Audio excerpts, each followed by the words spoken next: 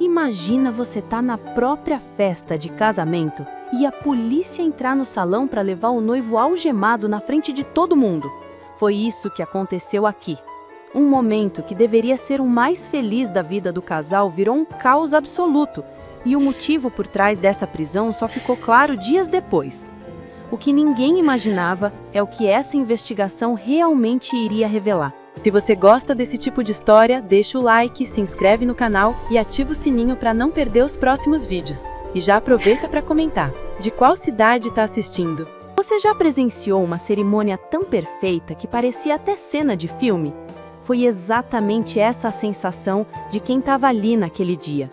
Cada detalhe, desde as flores até a música do corredor, parecia ter sido planejado por alguém que queria que tudo saísse absolutamente impecável. Nada estava fora do lugar, e todos comentavam sobre como o clima estava leve, bonito e cheio de emoção. Era o tipo de casamento que ninguém imaginava que terminaria de outro jeito. A noiva caminhava até o altar com um sorriso sereno, e o noivo parecia completamente apaixonado, incapaz de tirar os olhos dela. Os convidados se emocionavam, alguns até enxugando lágrimas discretas enquanto os votos eram trocados com uma sinceridade que deixava o ambiente inteiro mais íntimo. A cerimônia tinha aquele brilho especial que só momentos autênticos transmitem, e quem estava lá jurava que nunca tinha visto um casal tão conectado quanto aqueles dois. Era, sem dúvidas, um dos casamentos mais bonitos da região.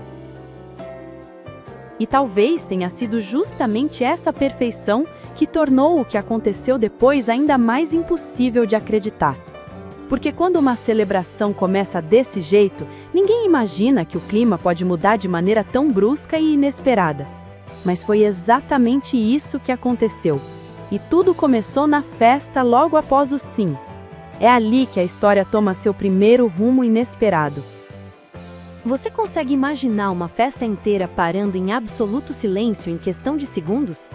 Foi exatamente o que aconteceu, quando as portas do salão se abriram de forma abrupta, revelando algo que ninguém jamais esperava ver em um casamento. Policiais entrando durante a recepção.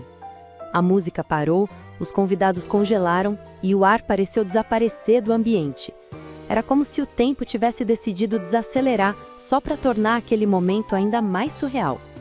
No meio do salão, o noivo ficou completamente confuso quando os oficiais chamaram seu nome em voz alta.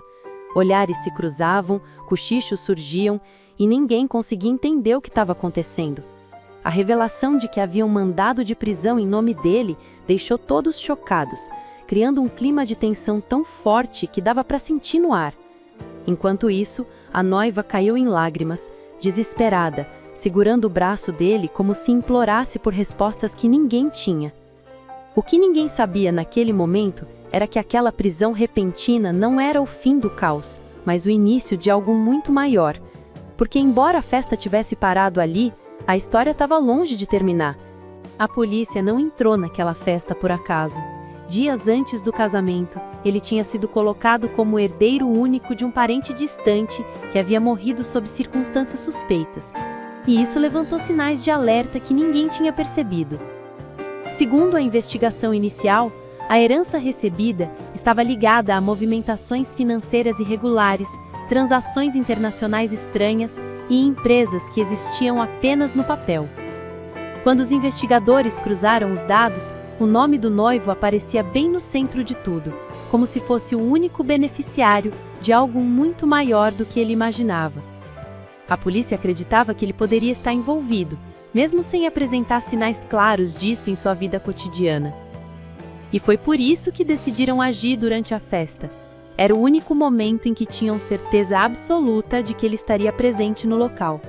A prisão ali, diante de todos, não foi apenas inesperada, foi uma estratégia calculada. O que ninguém sabia, ainda, é que essa decisão abriria caminho para uma revelação muito mais profunda do que qualquer pessoa presente naquela noite poderia imaginar. E nos dias seguintes, a confusão só aumentaria, levando aquela família a descobrir segredos que nunca imaginaram enfrentar.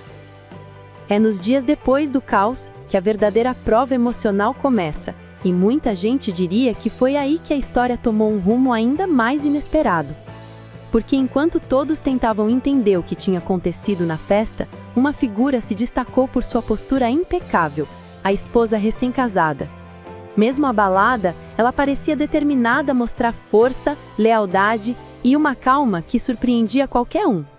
Ela visitava o marido todos os dias na delegacia, levando roupas, comida e palavras de conforto.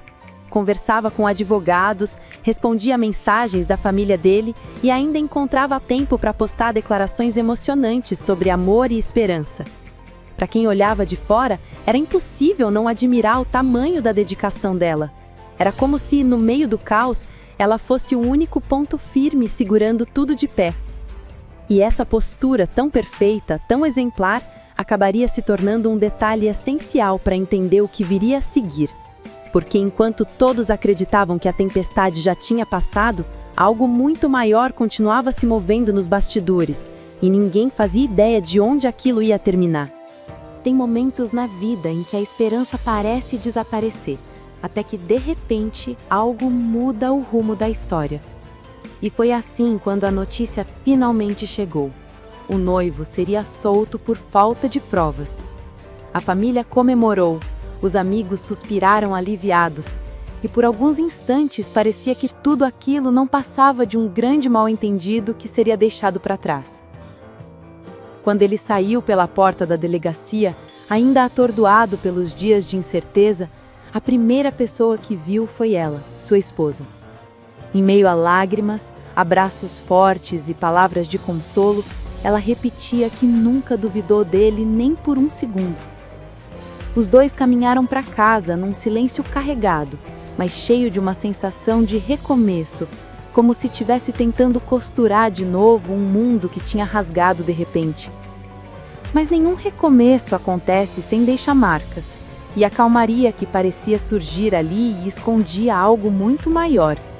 Porque embora aquela liberação trouxesse paz por um momento, o que viria depois deixaria claro que aquela história estava longe de terminar.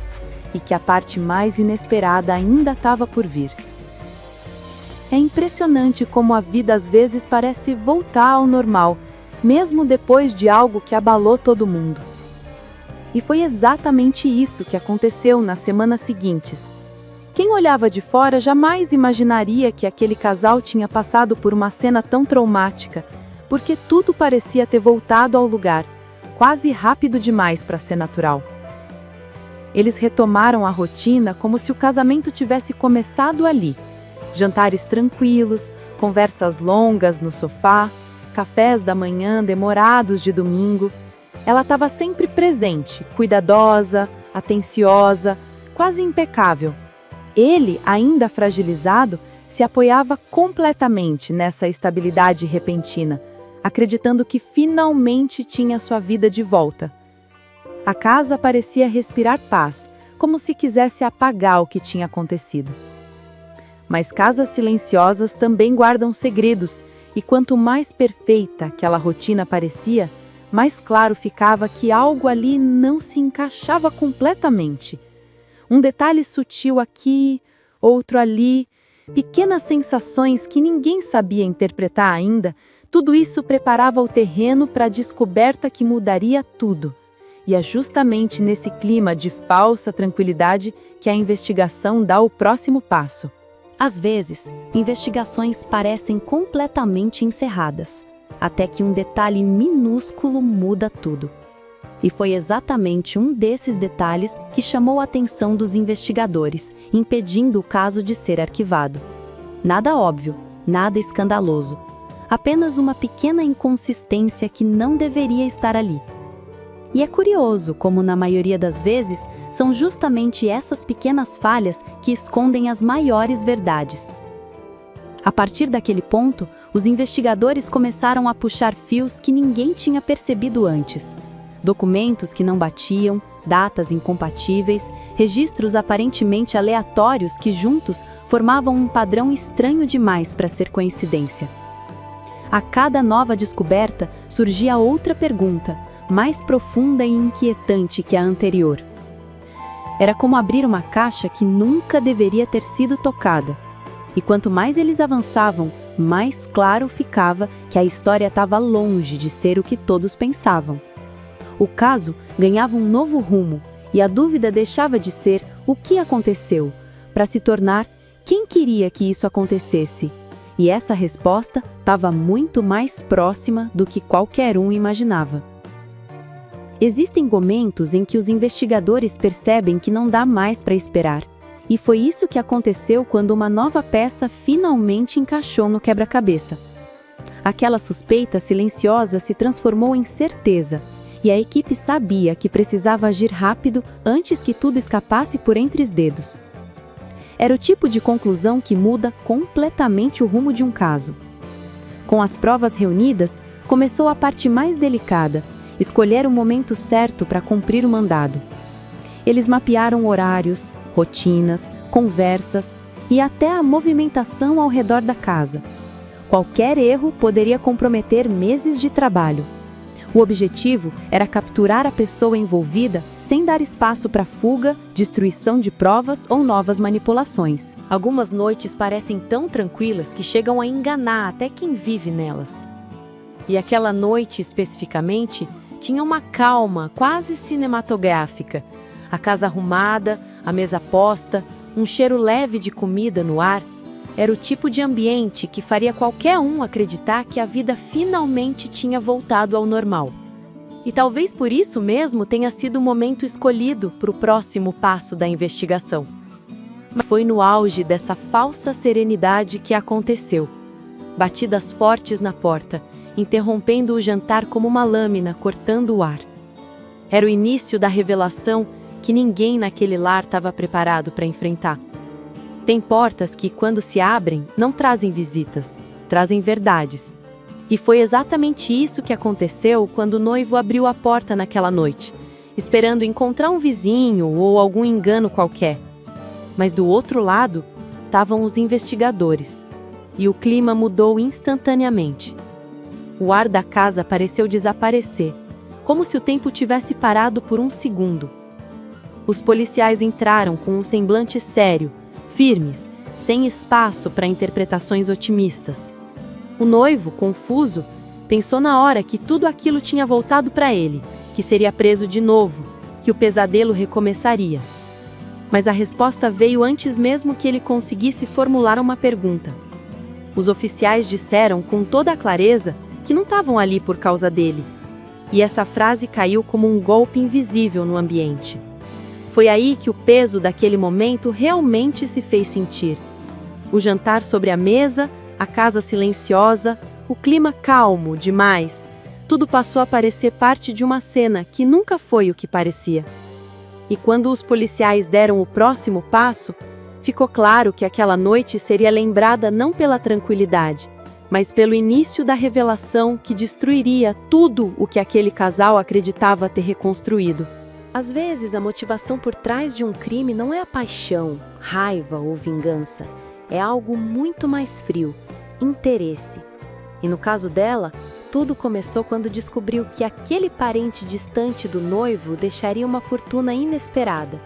Uma quantia grande o bastante para mudar a vida de qualquer um, especialmente alguém que já sabia exatamente como manipular a situação ao seu favor. Ela percebeu que se tornaria esposa legal antes da herança ser investigada, ganharia direitos sobre o dinheiro e, se o noivo fosse condenado, poderia ficar com tudo. Era um plano calculado, pensado em cada detalhe, colocá-lo como herdeiro, deixá-lo parecer culpado, agir como a esposa perfeita para eliminar qualquer suspeita e garantir que, no final, a fortuna fosse parar nas mãos dela. Não havia amor, não havia lealdade. Havia estratégia. E o mais assustador é que nada disso foi impulsivo.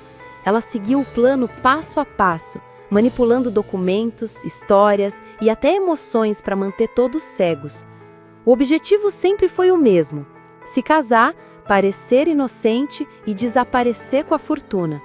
O que ela não esperava é que a investigação fosse fundo o bastante para expor cada detalhe e derrubar tudo que ela tentou construir na sombra. E já que ele foi preso, mas foi solto, ela provavelmente estava ganhando tempo para fugir com a fortuna do marido. Ela iria fugir com tudo assim que tivesse a oportunidade. Alguns segundos são suficientes para destruir uma ilusão inteira. E foi isso que aconteceu quando os investigadores revelaram quem realmente estavam ali para levar. A sala ficou tão silenciosa que dava para ouvir a respiração presa no ar. A esposa congelou, sem saber para onde olhar, enquanto o noivo tentava entender o que estava acontecendo. Aquele era o tipo de momento em que até o chão parece sair do lugar. Os policiais começaram a apresentar documentos, registros, mensagens e datas que simplesmente não batiam com a versão que ela havia contado por semanas. Cada detalhe era um golpe, desmontando peça por peça da imagem perfeita que ela havia sustentado. Não havia mais espaço para atuação, para lágrimas ou para explicações improvisadas. Era demasiada informação, revelada com precisão, e tudo apontava para uma única direção. E foi nesse instante que a máscara finalmente caiu. O olhar doce desapareceu, a postura tranquila desmoronou, e no lugar surgiu uma expressão fria, dura, completamente diferente da pessoa que todos achavam conhecer. Ela percebeu que o jogo tinha acabado, e o noivo, pela primeira vez, enxergou quem estava ao seu lado de verdade. A partir daquele momento, não havia mais retorno. Apenas a queda completa da mentira que sustentou aquela história. Alguns finais não chegam com despedidas, chegam com sirenes. E enquanto os policiais a conduziam pela porta da própria casa, algemada e cercada de provas, o silêncio na sala era quase insuportável. O noivo, parado no mesmo lugar, parecia ter perdido a capacidade de reagir. Era como se seu corpo tivesse ali, mas a mente ainda tentasse entender como tudo aquilo tinha acontecido tão rápido. A mesa ainda estava posta, com o jantar pronto, as velas acesas e 2 taças esperando por um brinde que nunca viria. O contraste entre aquela atmosfera romântica e a cena policial era quase cruel, como se o universo tivesse escolhido aquele exato momento para revelar a verdade que ninguém teve coragem de enxergar antes. Ele olhava para tudo ao redor como se estivesse observando os destroços de uma vida que acabou sem aviso. E assim, enquanto a porta se fechava e o som das sirenes se afastavam, uma certeza tomou conta daquele ambiente vazio. Algumas histórias de amor terminam com promessas quebradas, outras terminam com a verdade finalmente sendo revelada, e essa, especificamente, deixaria uma marca impossível de apagar, porque depois de tudo o que aconteceu, uma pergunta ficou no ar. Quanto tempo a mentira consegue sobreviver antes de encontrar o seu fim? Antes de ir embora, me conta aqui nos comentários, de qual cidade você está assistindo e o que você achou dessa história. Eu adoro saber até onde esses casos chegam, e a opinião de vocês sempre deixa tudo ainda mais interessante. E claro, se você gosta desse tipo de narrativa, deixa o like, se inscreve no canal e ativa o sininho para não perder os próximos vídeos. Tem muita história surpreendente vindo aí.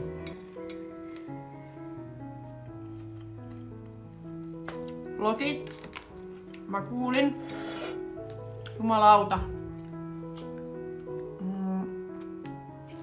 Oi vittu. Mut joo, semmoista ei mulla oikein.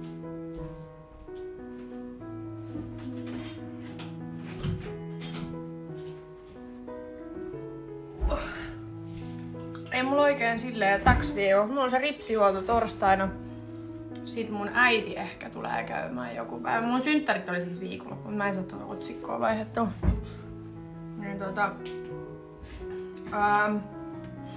mun äiti tulee ehkä käymään joku päivä. Moi Dino Raukka ollut tänään hammaslääkärissä. Poistettu 4 hammasta. Mulla pupunen. Miettikää sen vuosi sitten käynyt sen kanssa poistaa hampaita ja taas. Se oli sanonut se eläinlääkäri, että se on niin vanha jo, että ne menee nopea.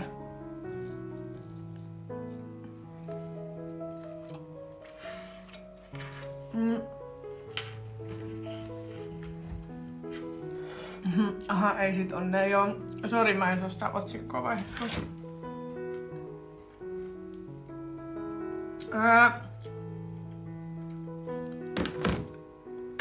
Sitten torstaina on se ripsihuolto. Äiti sanoi, että se voisi tulla käymään joku päivä. Sitten lauantaina on Emman synttärit. Mä oon kutsunut Isbe ja Niina tähän mun luokse. että katsotaan, että juodaan vähän viiniä ja käytäs siellä. Mut mä en haluis juoda tiettekö silleen, että mä lähden niinku dokaan tai mä oon niinku aamuun asti missään.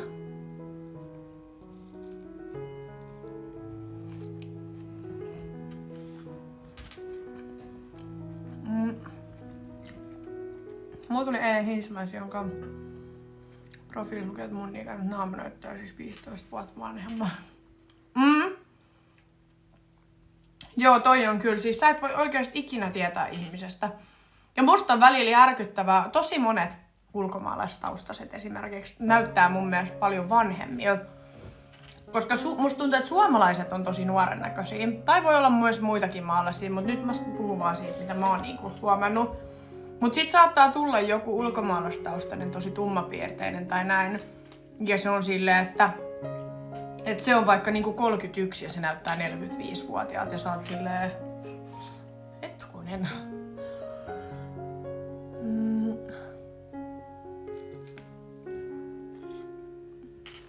Mä en laita Modexori ketään, ketä mä en tiedä.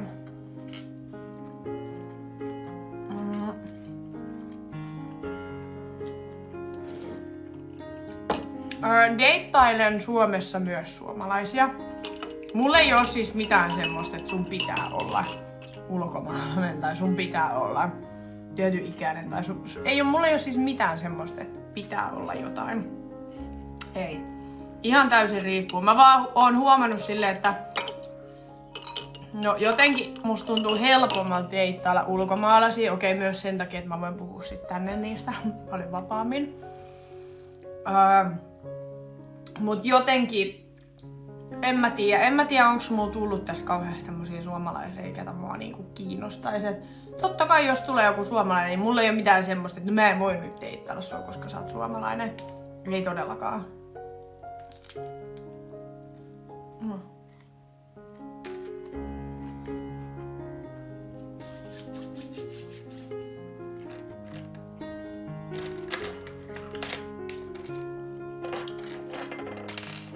Mut joo, en tiedä. Nyt musta tuntuu, mä en jaksa niinku...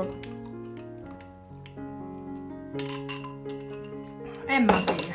Mä en tiedä oikein mikä olo muu tällä hetkellä on. Tietysti mä oon 2 päivää ollut ihan jotenkin paskana. Siis ihan silleen niinku... Tietysti koko elämä masentaa kaikki. Musta tuntuu, että sit mä oon niinku 2 päivää vaan silleen... Mulla on myllännyt tietysti kaikki asiat mun päässä vaan silleen. Mä vaan mietin koko ajan, että mitä mä teen tän kanssa, mites tää. Mun pitää saada nyt asioita jotenkin eteenpäin ja kukaan ei sitä voi tehdä mun puolesta. Mun täytyy se tehdä. Mut sit en mä tiedä jotenkin, mä en tiedä onko mulla tullut jotkut sellaiset darra-ahdistukset tai semmoset, mitä mulle ei ole siis aikaisemmin tullut. Niin musta tuntuu, että nyt mulla on jotenkin ollut tosi pahat niinku nää 2 päivää. Niin. En tiedä. Kaikki vaan niinku myllää päässä. Mä oon ollut sillä, että vittu, mä en tiedä mitä mä teen niinku mun elämälläni. Kyllä se tästä varmaan menee ohi, mutta mä en jotenkin tykkää tästä olosta, mikä tässä on ollut.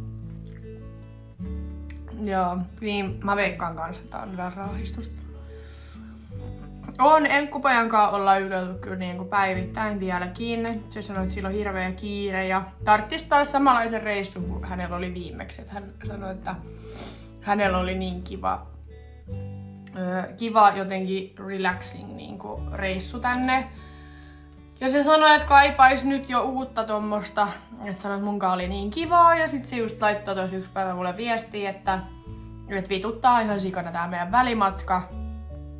Et koska meillä on niin hyvä kemia ja meillä on niin että on jotenkin tuntuu haasteelliselta tää koko keissi siis silleen, että meidän pakko niinku aina, toisen on pakko aina ottaa jotain lomaa ja lähteä sinne toiseen maahan, missä toisella ei ole mitään muuta kuin se toinen.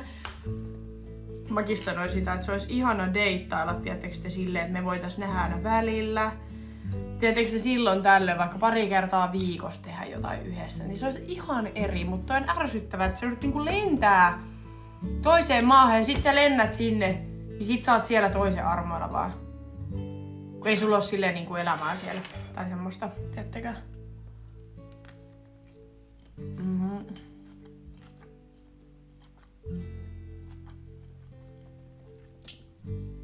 Mut joo.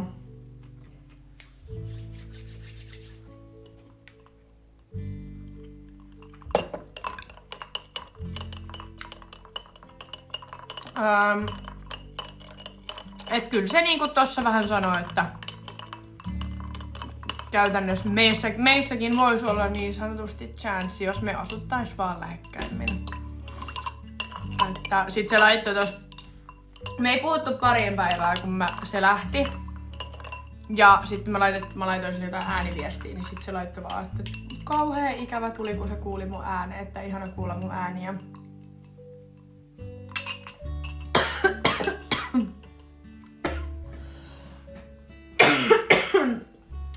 Nyt mä kuolen. Hyvästi.